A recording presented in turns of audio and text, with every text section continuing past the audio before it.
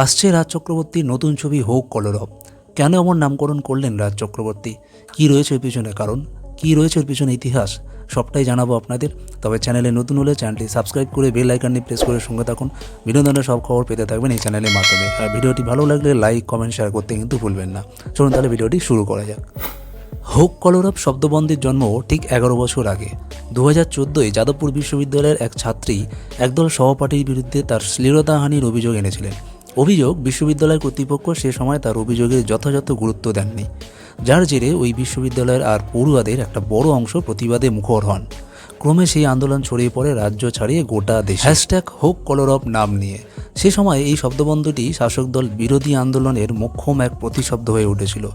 2025-এ সেই শব্দবন্ধটি শাসক দলের বিধায়ক, প্রযোজক, পরিচালক রাজ চক্রবর্তীর নতুন ছবির নাম হয়ে ফিরে আসতে চলেছে। রাজ শাসক দলের বিধায়ক হয়ে বিতর্কিত এই নাম বেছে নিলেন কেন? দল যদি বিরোধিতা করে, প্রশ্ন করেছিল আনন্দবাজার.com-এর তরফ থেকে। শুনে একটুও থমকালেন না রাজ।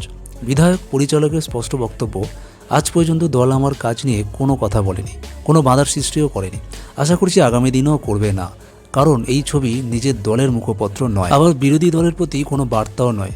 একটু মৃদু হেসে তার মত, আমার অনুরোধ, শাসক দল, বিরোধী দল, দর্শক সবাই পরিচালক রাজের উপরে ভরসা রাখুন। হোক কলরব ছবিতে ভালো কিছুই দেখাবো। রাজের নতুন ছবির নায়ক রোহন ভট্টাচার্য। রোহন ভট্টাচার্যর পাশাপাশি থাকছেন ওম সাহানি, জন ভট্টাচার্য, অভিকা মালাকার সহ ছোট ও বড় পর্দার চেনা মুখের পাশাপাশি নবাগতরাও।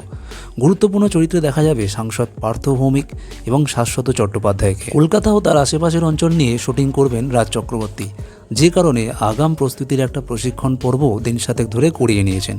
ছবির নাম ইঙ্গিত দিচ্ছে ছবিতে রাজনৈতিক ছায়া থাকবে। ছবিতে কি যাদবপুর কাণ্ডের ছায়া পড়বে? এই প্রশ্নের জবাবে রাজের দাবি, গত 2 বছর ধরে হোক কলরব নিয়ে ভেবেছি, কারণ বাংলায় ছাত্র আন্দোলন নিয়ে খুব কমই ছবি হয়েছে। আরও মনে হচ্ছিল আগামী বছরও যদি ছবিটা আনতে না পারি তাহলে আর কখনোই এই ছবি বানানো হবে না। পাশাপাশি এও স্বীকার করেছেন, প্রলয় ছবিতে যেভাবে ছাত্রদের কথা উঠে এসেছে এই ছবিতেও সেটাই দেখা। ছবির প্রথম ঝলক দেখলেই সেটা পরিষ্কার, কিন্তু যাদবপুর কাণ্ডে ছায়ায় তৈরি হবে কিনা সে প্রসঙ্গে এখনই সবিস্তার জানাতে রাজি নন তিনি। জানিয়েছেন, সমাজে যখনই অন্যায় ঘটেছে তখনই ছাত্র সমাজ গড়ে উঠেছে। তেমনই কিছু কথা এই ছবির বিষয়, যার সঙ্গে অনেকে হয়তো অনেক কিছুর মিলও পাবেন।